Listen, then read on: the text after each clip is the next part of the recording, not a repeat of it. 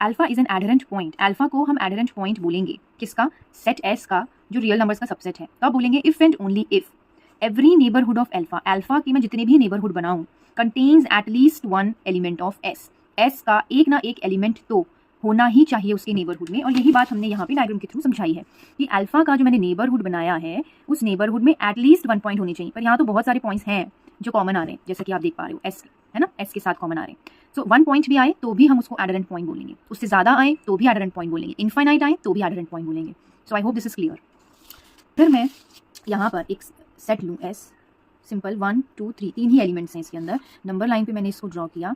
अब देखो set S में आ रहे हैं 1 2 3, ये एलिमेंट्स आ रहे हैं। 1 के अराउंड अगर मैं एक छोटा सा नेबरहुड बनाऊं तो मुझे दिख रहा है कि इस नेबरहुड में सिर्फ एक 1 ही है जो एस के साथ कॉमन आ रहा है ना। तो कोई बात नहीं, एडहेरेंट पॉइंट क्या बोलता है कि at least one point, at least one point जो है वो कॉमन होना चाहिए, कॉमन होना चाहिए, राइट? At least one point. तो यहाँ पे 1 तो कॉमन आ ही रहा है खुद, तो क्या इसे हम एडहेरेंट पॉइंट बोलेंगे? यस, हम इसको एडहेरेंट पॉइंट बोलेंगे। ठीक है, इसी तरह से अगर मैं 2 की बात करूँ, 2 के आसपास अगर मैं इंटरवल बनाऊं तो इस पूरे इंटरवल में एक 2 ही है जो कॉमन आ रहा है एस के साथ, तो क्या हम इसको एडहेरेंट पॉइंट बोलेंगे? यस, हम इसको एडहेरेंट पॉइंट बोलेंगे।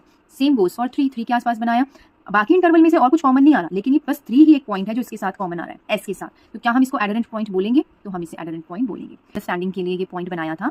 तो आप देख सकते हैं कि अगर हम एडहेरेंट पॉइंट्स की बात कर रहे हैं तो मैंने बताया एटलीस्ट वन पॉइंट नेबरहुड में आना चाहिए एस के। ठीक है, एटलीस्ट वन पॉइंट की बात हो रही है, कम से कम एक भी होगा तो भी चलेगा।